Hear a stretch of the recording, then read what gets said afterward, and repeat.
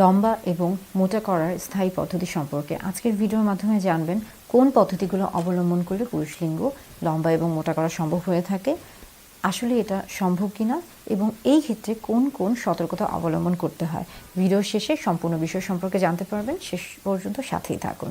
পুরুষ লিঙ্গের ক্ষেত্রে বেশিরভাগ পুরুষই মনে করে থাকেন তার পুরুষ লিঙ্গের আকার ছোট, এবং সেই ক্ষেত্রে দেখা যায় যে অনেকেই তার পুরুষ লিঙ্গের আকারকে বড় এবং মোটা করার দিকে ঝুঁকে থাকেন।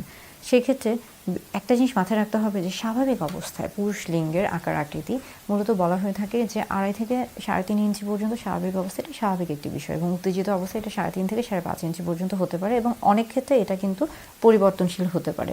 অনেক পুরুষের ক্ষেত্রে অনেক জায়গা ভেদেও এটা পরিবর্তনশীল হতে পারে। লিঙ্গের আকার বা লিঙ্গ লম্বা এবং মোটা করার পদ্ধতিগুলো কি কি রয়েছে? মূলত দেখা যায় পিনাল সার্জারি, বেশ কিছু সার্জারি রয়েছে বা বিশেষ একটি পদ্ধতি রয়েছে যার মাধ্যমে পুরুষ লিঙ্গের আকার মোটা এবং লম্বা করা সম্ভব। যাদের লিঙ্গ উত্থানজনিত সমস্যা রয়েছে কিংবা যৌন সমস্যা রয়েছে তাদের জন্য ভালো এটা অবশ্যই চিকিৎসকের পরামর্শ অনুযায়ী করতে হবে, এবং এই ক্ষেত্রে বেশ কিছু সমস্যাও রয়েছে। এই ক্ষেত্রে সংক্রমণের ঝুঁকি বাড়ে, পরবর্তীতে লিঙ্গ উত্থানের সমস্যা হতে পারে এবং অনুভূতিতেও বেশ কিছু সমস্যা দেখা দিতে পারে। আরেকটি হলো পিনাল ট্রাকশন ডিভাইস। এটি একটি দীর্ঘমেয়াদী পদ্ধতি এবং এই ক্ষেত্রে অনেক ক্ষেত্রে কিছুটা পরিবর্তন হতে পারে। আরেকটি হলো দেখা যায় ফিলার বা ফ্যাট গ্রাফটিং। এটা মূলত সাময়িক একটা সমাধান এবং এই ক্ষেত্রেও দেখা যায় অনেকের ক্ষেত্রে পরিবর্তন হতে পারে। অর্থাৎ এই পদ্ধতিগুলোর ক্ষেত্রে লিঙ্গের আকার এবং আকৃতি কিছুটা পরিবর্তনশীল হতে পারে, লিঙ্গ মোটা এবং লম্বা হতে পারে, কিন্তু এই প্রত্যেকটা পদ্ধতির আগে অবশ্যই চিকিৎসকের পরামর্শ নিতে হবে, তার তত্ত্বাবধানে থাকতে হবে, তা না হলে বিভিন্ন ধরনের বিপদ হতে পারে।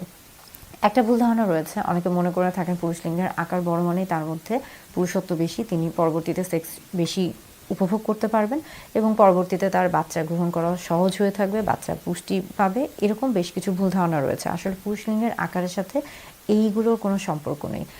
সবসময় মনে রাখবেন, দাম্পত্য জীবন সব কিছু নির্ভর করে সমগ্রভাবে বা সামগ্রিকভাবে সব কিছু নির্ভর করে শারীরিক এবং মানসিক স্থিতিশীলতার উপর। অর্থাৎ পুরুষ লিঙ্গের আকার আকৃতি কখনোই দাম্পত্য জীবনে অর্গাজম বা সর্বোচ্চ যৌন তৃপ্তি লাভ করা সম্ভব না, বরং এটা নির্ভর করছে ইরেকশনের উপর, অর্থাৎ লিঙ্গ উত্থানের উপর। যদি লিঙ্গ উত্থান হয়ে থাকে তাহলে স্বাভাবিকভাবেই পুরুষ লিঙ্গের দৈর্ঘ্য বাড়বে এবং এটা অর্থাৎ লম্বা হবে এবং কিছুটা মোটা হয়ে থাকবে, প্রস্থও বাড়বে।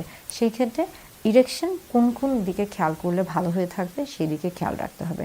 আরেকটি বিষয় খেয়াল করতে হবে যে কখনোই সবসময় আবেগের দিক থেকে চিন্তা না করে বা ভুল ধারণার দিকে না গিয়ে বাস্তবসম্মত চিন্তা ধারণা মেনে চলার চেষ্টা করতে হবে। লিঙ্গের আকার আকৃতি বড় করতে গিয়ে যদি পরবর্তীতে আপনার শারীরিকভাবে মানসিকভাবে স্বাস্থ্যগত কোনো ঝুঁকিতে পড়ে থাকেন, সেই ক্ষেত্রে এই বিষয়টা খেয়াল রাখতে হবে।